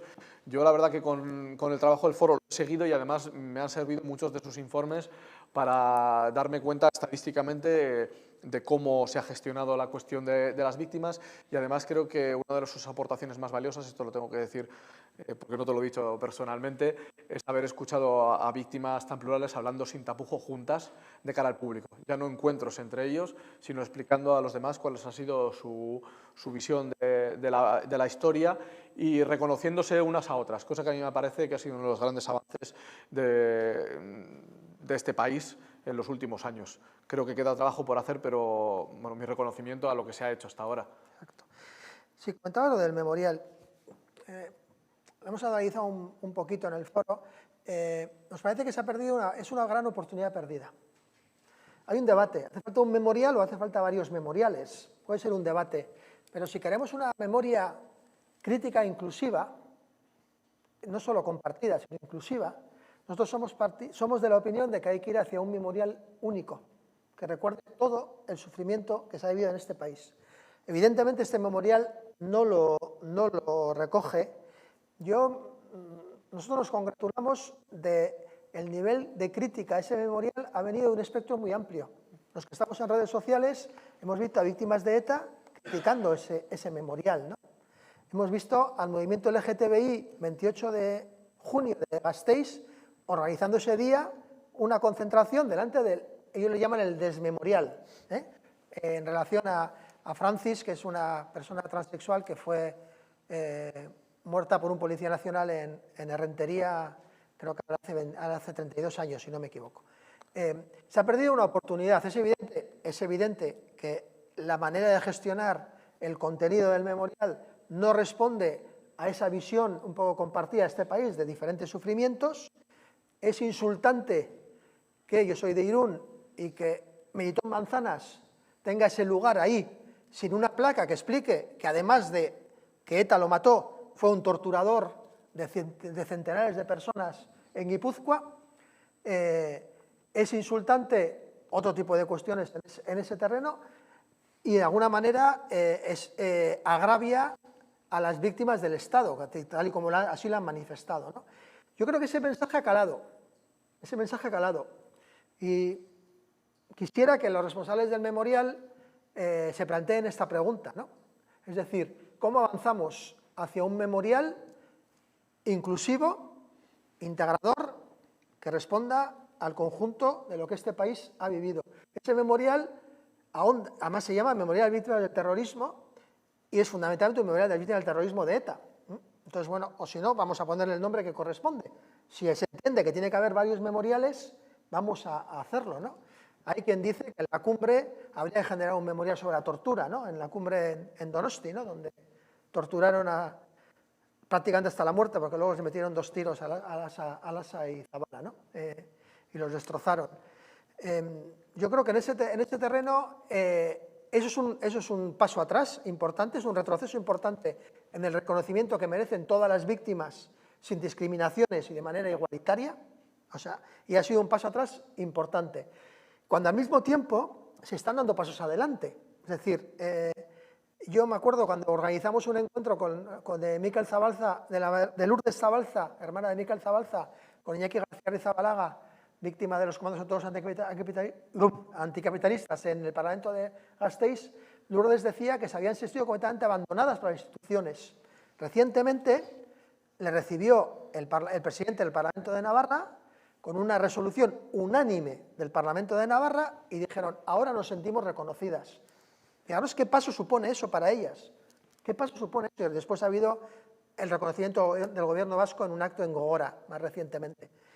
Se están dando pasos en ese terreno. En el espacio de las víctimas de la tortura, lo que ha ocurrido estos últimos 6 meses han sido pasos fundamentales. Se ha roto el manto de silencio, se ha roto el manto de sospecha que había sobre estas víctimas.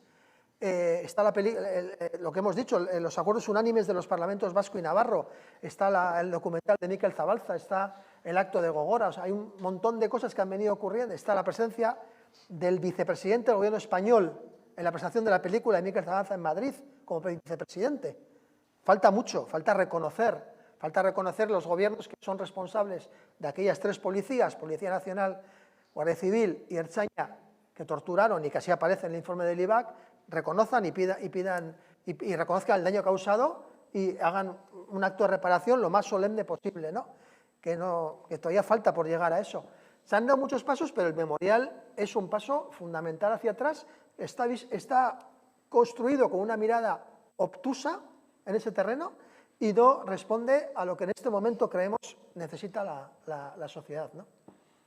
Bueno, vamos a ir terminando. Yo, cuando venía a Recalde, como me pasa desde hace unos 10 años, he pasado por uno de los portales donde nos refugiamos cuando estaban derribando Cucucha y silbaban las pelotas de goma. Y mientras estábamos escondidos en aquel portal y había una auténtica batalla campal y la Ertzaintza estaba cargando, vimos a 2 antidisturbios entrar en un portal y descargar disparos a bocajarro dentro del portal. Lo denunciamos públicamente y pocos meses después mataron a Íñigo Cabacas.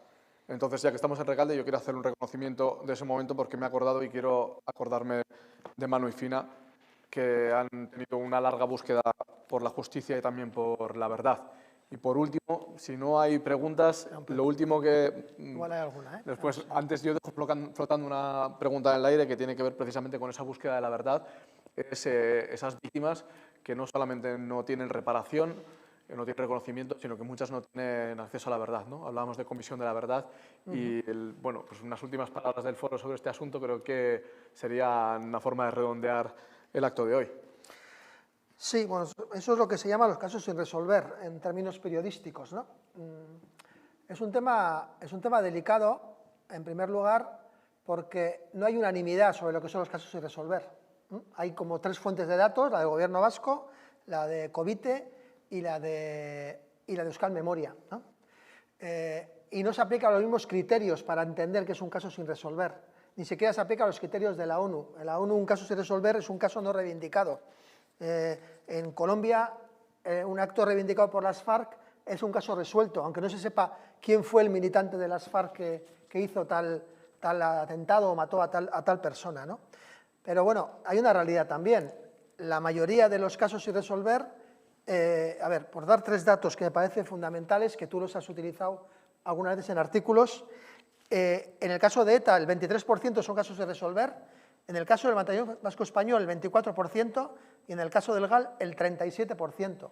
Es decir, que hay muchos más casos sin resolver de la violencia del Estado que de la violencia de ETA, ¿no? A margen del debate que hemos situado, ¿no? Yo sobre esa cuestión creo que hay en el foro tenemos, yo lo he dicho alguna vez, tenemos que abrir un debate sobre cómo afrontar esta cuestión. Yo creo que el método actual, que es la apertura de procesos judiciales, se ha demostrado un fracaso.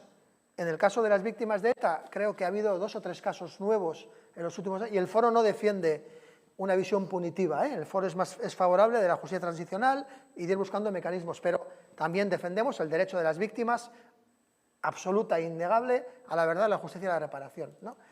Hay que buscar otro marco. En el caso de las víctimas del Estado, creo que el dato de los últimos años es 0. 0 casos abiertos nuevos en la justicia. Ahí está Pili Zabala peleando por reabrir el caso de su hermano, ¿no? Creemos que hay que avanzar, hay que partir de esa constatación de que ese camino no tiene recorrido, que además puede generar más años de cárcel, con lo cual que es una prolongación de lo que está ocurriendo aquí, porque no vemos por parte del Estado una voluntad de aplicar una justicia transicional y que hay que ir a buscar otros mecanismos como el de la Comisión de la Verdad, que ha funcionado muy bien en otros casos, ha traído verdad a las víctimas y ha permitido avanzar y en reparación en ese terreno, ¿no? Hay víctimas de ETA que defienden este criterio y dicen, yo ya sé que justicia no voy a encontrar, pero por lo menos quiero llegar a la verdad de por qué a mi padre le matan, ¿no? Bueno, creo que ahí tenemos un recorrido enorme por hacer y hay que ir intentando buscar nuevos mecanismos innovadores que permitan avanzar. También digo que estamos lejos de ese marco consensuado de solución. Pero bueno, también estábamos muy lejos del desarme civil de ETA y lo conseguimos entre todos y todas. Hay otra cuestión que hemos comentado muchas veces, que a veces se habla de no sé cuántas víctimas de ETA o cuántos casos sin resolver de ETA, pero es verdad, y esto le sorprenderá a mucha gente del Estado, que a veces se utiliza una brocha gorda que no es exacta y que no hace justicia con la historia. Es decir, hablar de ETA como una organización monolítica que ha estado vigente durante 60 años es en el fondo una falsificación histórica. Yo entiendo que el gobierno español, los medios de comunicación utilicen de forma general esa brocha gorda, que la propia ETA al disolverse se reclame depositaria de una historia de 60 años, pero la realidad histórica es otra. La realidad es que han operado bajo el nombre de ETA o bajo el nombre de Comandos Autónomos Anticapitalistas o otros nombres, diferentes grupos que muchas veces estaban incluso enfrentados entre sí, ¿no? Yo creo que también una de las cuestiones que tiene que ver con la verdad es saber exactamente pues en qué época histórica o a quién corresponden determinados actos, ¿no? Porque muchos de esos atentados sin resolver, por ejemplo, corresponden a una ETA político-militar que se disuelve en el año 82 después de un acuerdo entre el gobierno español de Rosón y Euskadiko Ezkerra por otra parte, con una amnistía encubierta. Es decir, ahora que parece tan extraño que haya unos indultos, hay que decir que en plena democracia se aplicó una amnistía por el bien de la sociedad, se entendía en aquel momento, y por la posibilidad de que hubiera un desarme. Bueno, es bueno conocer la historia, conocer los recovecos de la historia sin prejuicios para entender cómo tenemos que afrontar el futuro, ¿no? Y las preguntas que, bueno, ahora sí, podemos abrir paso. Empezamos igual por aquí y luego ya para el micro para todos, tenemos que desinfectar y cosas demás. Bueno, nik lehenengo eta eskertzea, improvisando, bakoitzari oso interesgarria izan da. Vale, ederto. Bueno, voy a hablar en castellano porque parece ser que hay mucha gente que nos está siguiendo desde el Estado y sí me gustaría que... Bestela egingo itzulpena, Bai, bueno, orduan eskertzen dut euskaraz hitz egitea. Bueno, eskertzea, Eskertzea foro sozialak burutzen duen lana, badakit ez dela beti lana erreza, ez da ere aintzat hartua, esango dugu. Baina bai aipatu diren hainbat gauzekin, zuek esan duzue hainbatetan hitzak importanteak direla, eta nik, bota diren hitz batzuekin ez nator bat. Adibidez, relatoaren inguruan hitz egin dozuenean, esan dozue guda ostean beldurrangatik esala hitz egin, eta orain arrizkoa dela nekearengatik relatoa pasatzea lararin, eta hori lararin pasatzea, eta idatzi barik gelditzea. Nik ez nator guztiz bat, nik uste orain txere beldurra dagoela, alde guztiek ez daukago eskubide berdina, adibidea gaur da, Pipe eta Kairen atziloketarekin, hori errelatoaren zati bada eta ukatu nahi digute.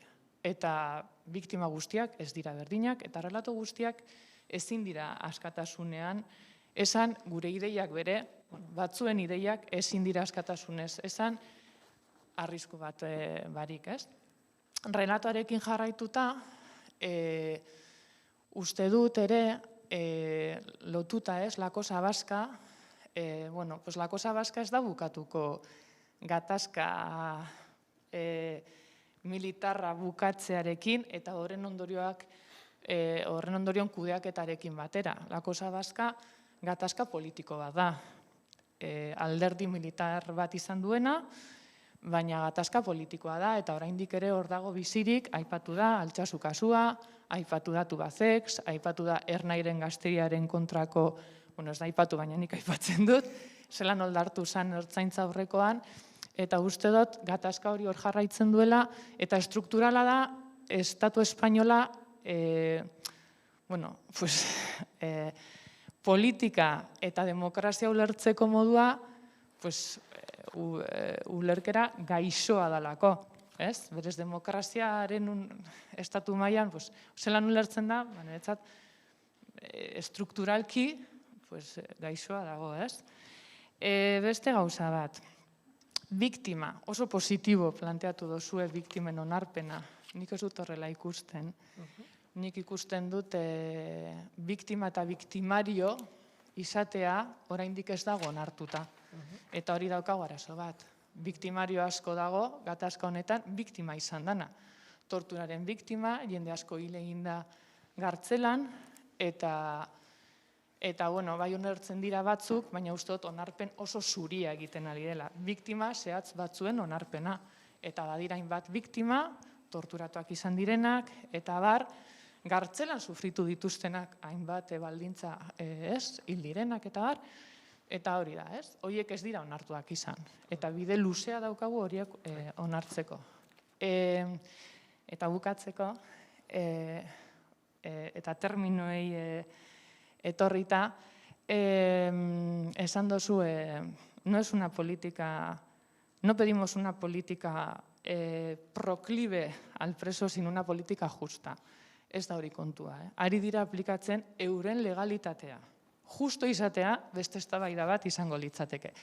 Euren legalitatea baino ez daude aplikatzen, berandu, ez guztiz, Agusek planteatu duen moduan, eta hori, eskertzea berriro be, eskertzea egiten duzuen lana, eta beste barik.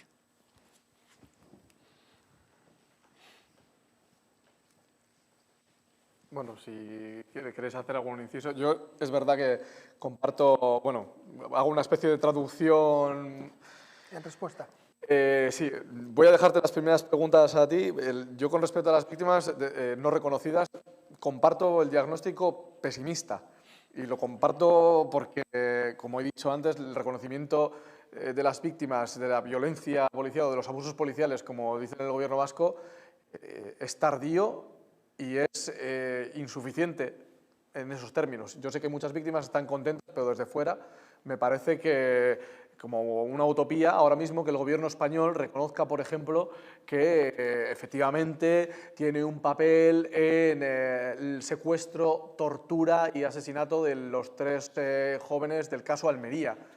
Fíjate que no estoy hablando ni de Euskal Herria, tangencialmente. Me parece imposible que lo hagan, porque eso sería reconocer que ha existido un ataque sistemático contra un determinado sector de la población. Y eso creo que no lo van a hacer nunca. Es decir, reconocer que la tortura ha sido estructural no lo van a hacer, porque el hecho de llamar abuso policial a un abuso policial estructural quiere decir que sí, según su modo de entender la situación, ha habido algunos policías que se han excedido en el uso de sus funciones. Oiga, no. La tortura ha sido un método de extraer información, firmar autoinculpaciones falsas y llevar a prisión a personas inocentes. Que alguien se atreva a decir esto desde una institución del Estado me parece una utopía, sinceramente. No va a pasar nunca, no sé en cuántos años tendrá que pasar para que ocurra lo que pasó en Colombia, en el que Santos dice reconocemos la responsabilidad del Estado en lo que ha ocurrido. Esto con respecto a las víctimas no reconocidas. Y es verdad, no pedimos una política penitenciaria favorable, pedimos justa con respecto a la justicia que ellos mismos han empleado. Yo en muchas ocasiones, o ellos mismos han establecido, que ni siquiera la han cumplido, ¿no? Y en muchas ocasiones he dicho, si en un proceso de paz como en el 1981 hay una voluntad de las dos partes de que haya una solución para los presos, como ha habido en el Estado español, pero como hubo en Irlanda también, donde hubo una amnistía general. ¿Por qué no es posible en el año 2021? Ya no digo en el año 2011. ¿Por qué no es posible en el año 2021? Bueno, ahí tendrá que ver cada cual es su papel, pero desde luego el mío no es optimista en ese sentido. Y bueno, el resto yo creo que iban más con respecto al foro social, ¿no? Las palabras, los términos. Sí. A ver, bueno, yo soy muy consciente y hemos venido construyendo también la propia identidad del foro social con una característica, y es decir, siempre propositivo, intentando buscar los acuerdos por encima de los disensos. Eso no nos hace ser ingenuos y saber dónde están las dificultades, y con eso estoy de acuerdo contigo, ¿no? De hecho, se nos acusa de buenistas, ¿no? Muchas veces, así. Pero ha sido una voluntad. O sea, nosotros hemos estado años predicando en el desierto en torno a la importancia de los consensos y de los acuerdos, con un muro infranqueable delante de Rajoy, ¿no? Que no había manera de que se moviera ni un centímetro. Pero también estamos convencidos que sin esos consensos la ventana de oportunidad que se abre con Sánchez no hubiera sido tan posible. Es decir, si hubiéramos llegado a esta ventana de oportunidad con la situación de hace 3 o 4 años, de tensiones, etcétera, de debate político, etcétera, etcétera, no sé si hubiéramos podido avanzar en lo que estamos avanzando, que sigue siendo insuficiente, pero en lo que esperamos avanzar antes de final de legislatura. Partiendo de esa base, ponemos siempre en valor los acuerdos más que los desacuerdos, y nunca hacemos una crítica a ninguna posición política. Es una voluntad, y eso te permite conseguir un carril central, que también puede ser criticable, quiero decir, pero es una posición pensada y reflexionada. Y eso nos ha generado que desde diferentes espacios, bueno, pues a veces sea difícil de comprender nuestra posición. Eso, creo que en el foro somos muy conscientes de esta cuestión. O sea, unos nos ven como los facilitadores de que ETA tenga un aterrizaje bueno, a través no Ayete, que en Ayete nosotros no estábamos, pero a través del desarme y la disolución, y otros nos ven como que no somos suficientemente contundentes en la crítica política al gobierno y a la actitud de una serie de partidos, pero ahí nos movemos. Y nos parece que a través de eso es como se ha construido una cierta credibilidad. Dicho eso, somos conscientes de que las dificultades en el espacio de los presos, antes las hemos enumerado, entramos en la parte más difícil de la resolución de la problemática de los presos. Y es duro decir eso cuando han pasado 32 años de política de dispersión. Pero va a ser lo más complicado, toca ahora. Y todavía quedan nudos por soltar. En el espacio de las víctimas, hace un año no había ley en Navarra ni ley en la Comunidad Autónoma Vasca de reconocimiento a las víctimas del Estado. Eguía Erisor, la fundación que forma parte del foro, critica por insuficiente esa ley, pero permite dar pasos. Estábamos peor antes, no tenían ese reconocimiento. Y ese dar pasos, actos como el del sábado pasado de Euskalduna, en la medida que se vayan repitiendo, creo que va a ser una vez al año, el año que viene serán, en vez de 35, serán 200 o 300 si la comisión de valoración trabaja al ritmo que ellos quieren trabajar. Y además están planteándose que casos que no van a ser posibles de reconocer con esta ley, habrá que buscar mecanismos de reconocimiento. Yo estoy pensando en las víctimas de la dispersión, que tienen un consenso político ya en los ayuntamientos de las localidades donde son originarias, y eso habrá que llevarlo también al espacio de algún reconocimiento de otro tipo. ¿Esas cosas permiten avanzar? Nosotros hablamos de los microacuerdos. Has hablado, y me vas a permitir, has hablado antes de los grandes acuerdos de Colombia, de Irlanda, etcétera, etcétera. Hay expertos internacionales que están teorizando en este momento sobre el caso vasco, diciendo que igual es más eficaz el proceso de los microacuerdos, poco a poco subiendo escalones que consolidan los acuerdos, que los acuerdos de Colombia que son incumplidos por el siguiente gobierno. Sin más, como se ha teorizado con el desarme civil de ETA, como un mecanismo que no se había dado nunca dentro de los estándares internacionales de la ONU, de DDR, que se llama disolución, desarme y reintegración, desarme, disolución y reintegración, que ha sido un mecanismo innovador que es posible que se utilice en otros procesos de esto. Yo creo que estamos innovando, y eso es positivo también, ¿no? Y bueno, yo creo que muchas veces nos pasa, ¿no? En casa del herrero, cuchillo de palo, ¿no? Es decir, o sea, a veces no nos creemos suficiente el nivel de innovación que estamos teniendo en este terreno. ¿Aplicar la ley penitenciaria es una innovación? Pues sí, respecto a lo que hemos vivido en una posición, como antes he dicho, o sea, los presos han cumplido la totalidad de sus condenas en primer grado, en aislamiento y en cárceles a 1000 kilómetros de casa. Claro que es un cambio fundamental la aplicación de la ley. No estamos hablando de justicia transicional, evidentemente. Estamos hablando de otras cosas. Pero yo creo que hay que ser realistas en el contexto en los que estamos, donde se pueden construir los consensos, donde se pueden generar espacios de confianza y de trabajo, y trabajar en esos marcos. No quiere decir que hay que conformarse, hay que empujar las paredes, y las vamos a empujar. Bueno, yo no sé si quedan Hay una preguntas por intervención ahí. ahí. Opa, hola. Bueno, no vivimos en un mundo, y voy a ponerlo porque estamos con lo del COVID y esas cosas, porque un bicho nos ha cogido a 4000 kilómetros y nos ha jodido aquí. Quiero decir que algunos piensan que el culo del mundo está aquí en España, en Euskadi. Esto es un poquito más grande. Es decir, yo tengo una teoría particular, es mía, ¿eh? El mundo es una comunidad de vecinos grande, jodida. Bien, lo primero que quería decir en eso que no se reconoce en nuestra sociedad es que cuando hace las cosas la gente bien, que normalmente, como pisa más de un callo, le jode a la gente. Estabas hablando antes tú de que si el buenismo, que si habéis creado. Yo os voy a animar un montón. Yo, un indundi y muy subjetivo, pero con 50 años de lucha, de miles de derrotas por intentar transformar esta basura en la que vivimos, ¿vale? Quiero deciros que, bueno, pues uno de los miles de sitios donde he estado, bueno, pues tuve el placer de estar en el Carri. Y tengo que decir con orgullo del bueno, que es la mejor organización que está en mi vida. Y os aseguro, no os voy a dar mi currículum, pero he estado en todas. Es decir, en el copón bendito, políticas sociales, educativas, deportivas y sociales, todas. Bien, el mejor. ¿Y por qué?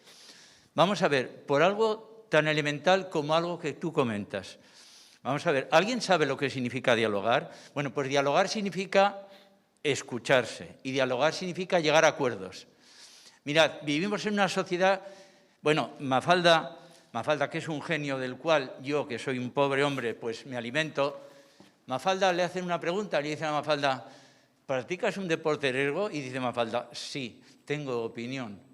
Claro, por ahí nos va doliendo el callo. Es decir, ¿qué nos pasa?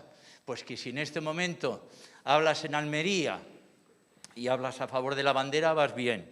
Si hablas a favor de ETA, te matan. Si vas a la Euskadi profunda y hablas a favor de la bandera rojigualda, te pegan 2 tiros. Si hablas a favor de ETA, te ponen una placa.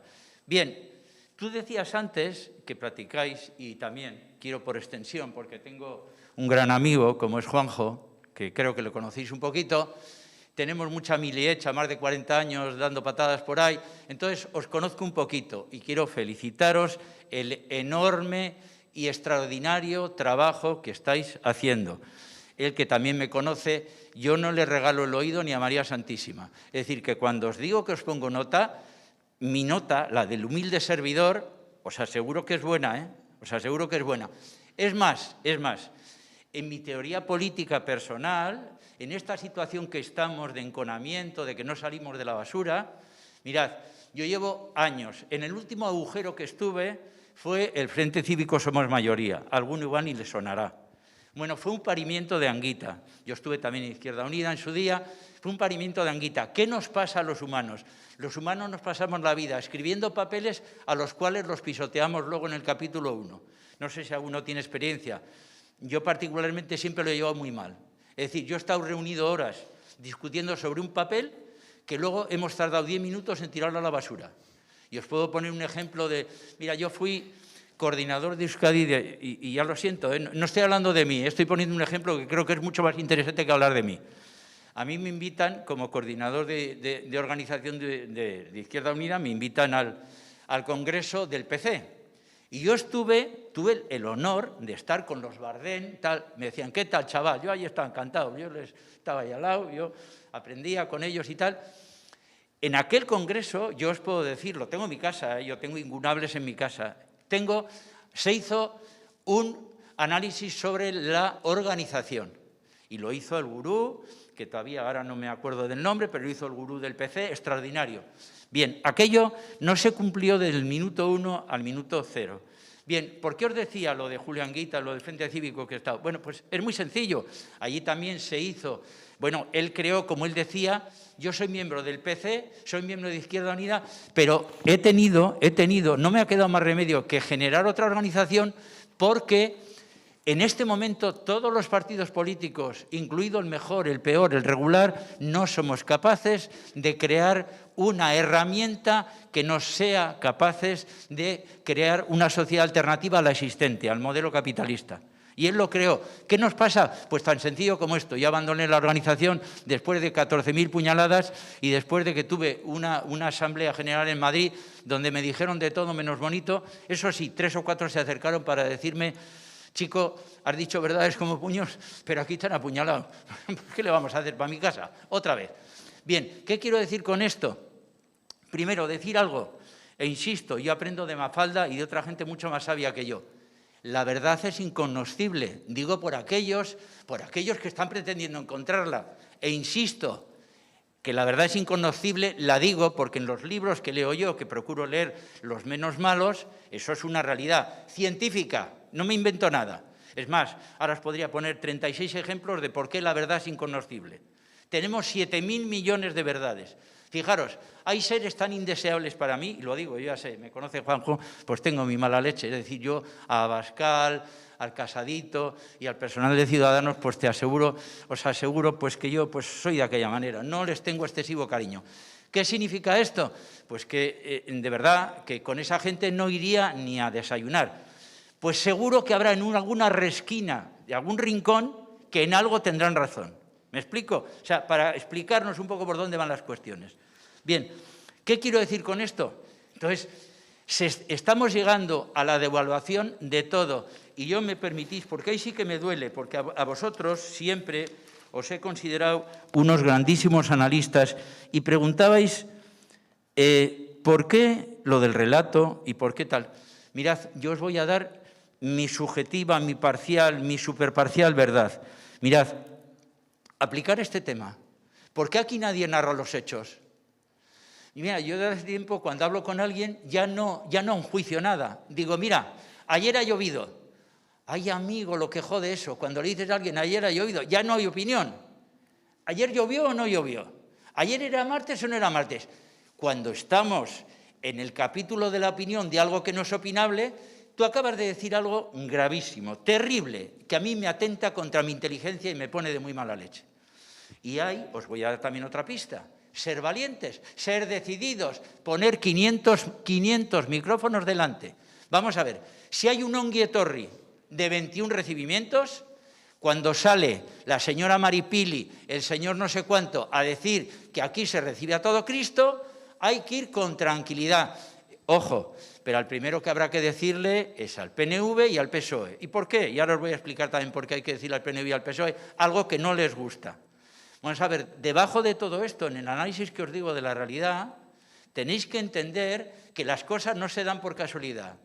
En este momento, en la sociedad, no pintamos nada salvo dos personajes. Son la vida política, bueno, le llamo vida política por no decir la carcundia política. A mí me da vergüenza ajena. Yo soy de los masoquistas, porque tengo esa vena masoquista, que a veces me trago una historia del debate en el Congreso, donde al de 3 horas tengo que apagar la televisión porque no aguanto más. Bien, ¿qué quiero decir con esto? Que en este momento quienes nos están dirigiendo la vida son los políticos y los medios de comunicación. Les tengo un cariño impresionante a los dos.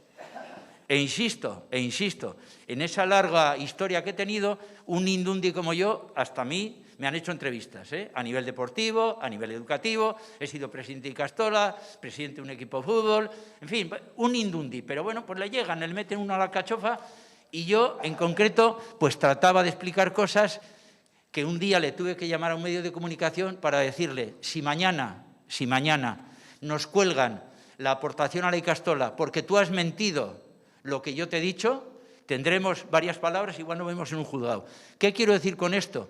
En este momento estamos absolutamente, digamos que aplastados por los medios de comunicación que no dicen una verdad, pero vamos, ni intentándolo, y por la clase política que es absolutamente indecente. Os comentaba antes lo del PNV y el PSOE. Vamos a ver.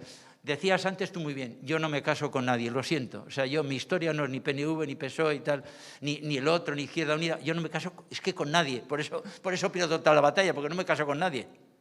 Por eso estoy donde estoy, por eso soy un indundi. Bien, a lo que iba. El PNV gobierna con un partido creador del terrorismo de Estado. Y yo me atrevo a decir aquí en esta sala, que puede sonar también anatema, que efectivamente ETA cometió crímenes terribles. Bien, pero dicho esto, con todos los respetos, en mi graduación personal y subjetiva, el terrorismo de Estado es infinitamente más grave que el terrorismo de una organización, de lo que se quiera. Infinitamente más grave. Porque si alguien tiene que tener a un acercamiento a la verdad, si alguien debe de ser defensor de algo, debe de ser la vida política, que se supone nos representa. Vosotros hablabais de democracia, me vais a permitir. Vivimos en una democracia... Sí. No. Te agradecemos, Venga, gracias. ¿Alguna pregunta que te habías pedido también? No. ¿No? Sí, por aquí. No sé si vais a contestar. Yo voy a otro tema. Bueno, lo mío es una cuestión un poco de percepción. No quiero ser injusto para nada, porque es el trabajo que se hace desde el foro y sé que en este tema bueno, se ha trabajado y se trabaja en ello. Pero tengo una percepción, y esto lo comparto con algunas personas cuando hablamos de este tema, sobre... y no quiero utilizar mal las palabras, porque me parece muy importante la semántica, como has dicho tú antes, cuando hablamos del relato, cuando hablamos de la perversión del relato, de la desmemoria. Pero a mí la actitud de la Ertzaintza durante todo este proceso, durante todos estos años, me parece que se trata poco. No quiero decir que se esté blanqueando, sí, desde las instituciones, pero creo, por no ser injusto, no que se trate poco, que se trabaje poco, pero sí que igual de cara al exterior se está proyectando poco. Porque si hablamos de la memoria del relato, tenemos un relato muy activo y una memoria muy actual, en la cual vemos cómo un cuerpo policial de funcionarios públicos se comporta o tiene una espiral represiva brutal. Contra los jóvenes, la clase trabajadora, el último muerto fue Íñigo Cabacas, etcétera, etcétera. La actitud que estamos viendo no solamente de los cuerpos policiales de la Ertzaintza, sino de los sindicatos policiales con unas conductas y unos argumentarios propios de Vox o de más allá de Vox. Y la percepción que hay es que no se trata, cuando hablamos de reparación y todo, de reparación del daño causado y todo esto, se le piden muy pocas explicaciones a la Ertzaintza, no por lo ocurrido. Hace poco teníamos el recuerdo de cuando mataron a Rosa Zarra, no por lo ocurrido, sino por lo que están haciendo. Porque parece que cuando hablamos de abusos policiales, hablamos de la época del franquismo, hablamos de hace 40 años, pero es que abusos policiales estamos viendo, ahora que tenemos las redes sociales, vídeos, etcétera, están moliendo a palos a trabajadores que están en paro, a trabajadores que han perdido su puesto de trabajo, como el caso de Tubacex, etcétera, moliéndoles a palos con una saña y una actitud represiva que no se ha visto, no porque estemos acostumbrados a lo que ha hecho la Ertzaintza aquí, pero es que yo siempre tengo ese sonsonete de que en los últimos 30 años quien ha ejercido la violencia represiva aquí en Euskal Herria ha sido la Ertzaintza. Tenemos imágenes de la Guardia Civil, de la Policía Nacional, pero yo considero que se habla muy poco sobre no solamente la situación que ha habido aquí durante años de la Ertzaintza, sino de lo que está pasando con la Ertzaintza. Me parece absolutamente grave. Es que en pleno confinamiento hemos vivido cómo han ido agentes de la Ertzaintza a aplaudir a ese centro que es el centro de mayor tortura de toda Europa Occidental, que es Intxaurrondo, a aplaudir a guardias civiles cuando estábamos confinados en casa. Al margen de todo eso, toda la espiral represiva que estamos viviendo.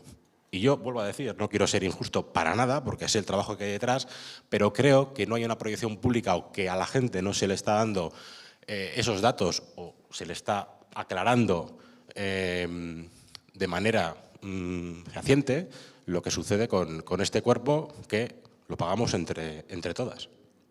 Y solo eso, es una percepción. Bueno, al margen de la opinión del foro sobre esta cuestión, yo creo que tiene que ver con el mito del oasis vasco, donde aquí se gestiona mejor la administración, se gestionan mejor las empresas, las fuerzas policiales no son tan represivas como la Guardia Civil o la Policía Nacional, y tiene que ver con un mito que yo creo que hemos interiorizado y hemos asumido y que tenemos la obligación de romper.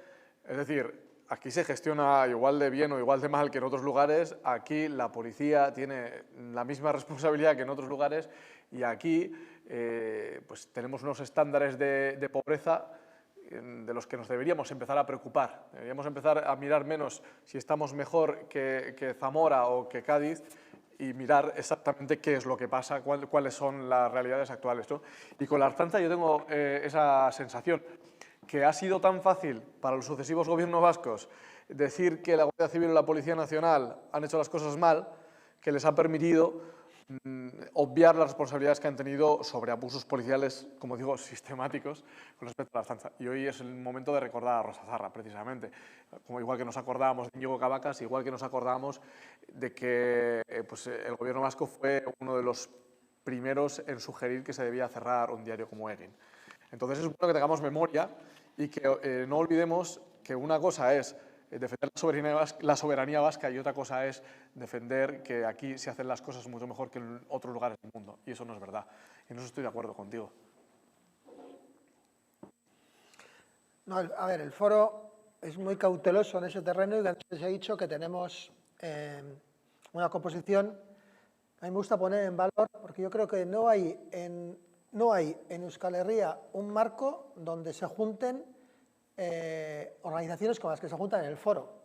Quiero decir, hoy en día los sindicatos, UGT no es del foro, pero colabora en todas las iniciativas del foro, los sindicatos son capaces de juntarse por la cuestión de las personas presas o las víctimas del Estado o las víctimas de la dispersión y no son capaces de juntarse por las muertes laborales o una serie de cuestiones. Sabemos cómo está la fragmentación, ¿no?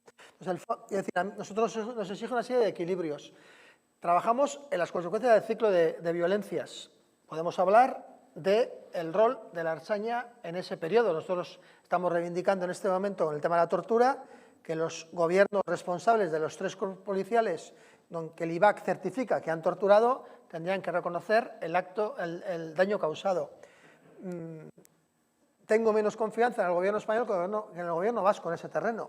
Y bueno, y también soy consciente de dónde estamos. Simplemente haría un apunte.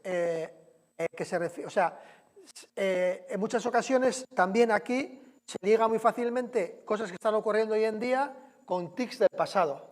Cuando están ocurriendo hoy en día con chavales que tenían 8 años, 7 años, 6 años, cuando ETA estaba funcionando.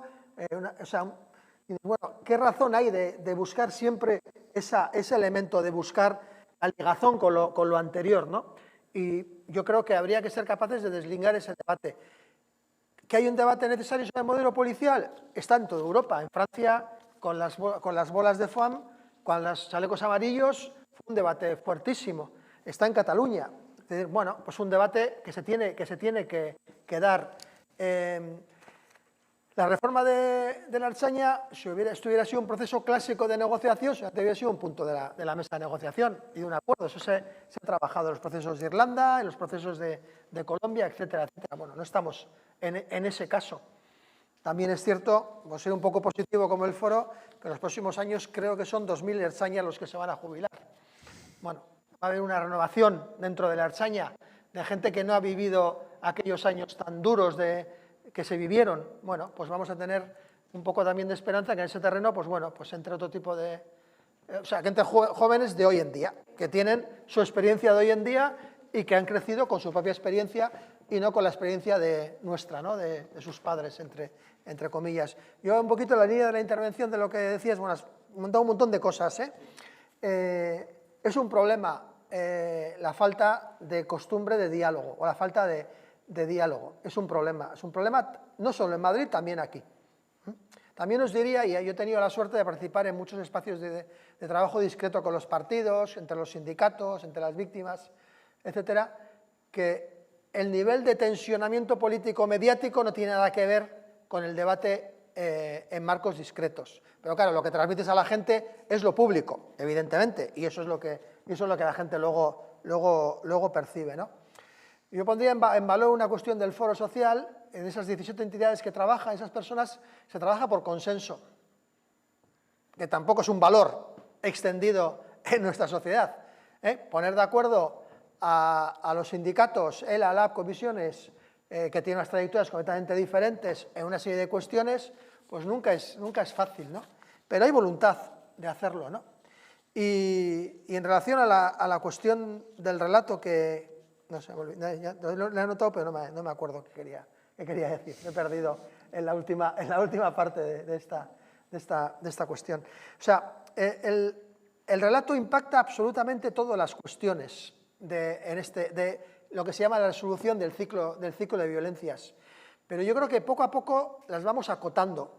El espacio ¿Alguien se imaginaba hace 4 años, cuando después de la disolución de ETA, del desarme de ETA, empezamos a trabajar los consensos de presos, que íbamos a estar en esta situación y con este nivel de consenso? En aquel momento era un elemento de tensión, era un elemento de autoexigencia mutua entre ellos, entre el PSOE y la izquierda abertzale, el PNV y la izquierda abertzale, etcétera, etcétera. Hoy en día, el nivel de consenso que tenemos en ese terreno es muy importante, es muy importante. O sea, esa idea de la normalización de la política penitenciaria después de 32 años de dispersión es una idea muy potente y eso genera consenso. Esa idea de que solucionar la cuestión de los presos sería una aportación a la convivencia democrática y a la cohesión social es una idea muy potente y eso hay consenso sobre esa cuestión. O esa idea ya tan extendida de que no es un problema de presos y víctimas, perdón, de presos o víctimas, sino de presos y víctimas y que hay que dar solución a las dos cuestiones. Son consensos muy importantes. Claro, cuando ves la refriega del titular del día, pues dices, joder, no se avanza nada. No, se ha avanzado muchísimo, en todos los aspectos, menos en la memoria y en la batalla del relato, donde hemos retrocedido. Bueno, yo creo que quiero recordar, ahora que ha salido el Carry y lo Carry, porque hace muchos años nos invitaron a participar en unos actos en Irlanda, estuvimos en el norte de Irlanda, en Belfast, y una de las cuestiones que salía en esos encuentros era que ellos habían llegado a la necesidad de un acuerdo de paz cuando se dieron cuenta de que estaban condenados al empate infinito, ¿no? Entonces, yo me quedo con esa reflexión y también para no estar condenados al debate infinito, pues por hoy podemos dar por concluido este acto. Os damos las gracias por haber venido, también a las personas que nos ven en casa y espero que nos veamos en otra ocasión. Y a ti, Jonathan.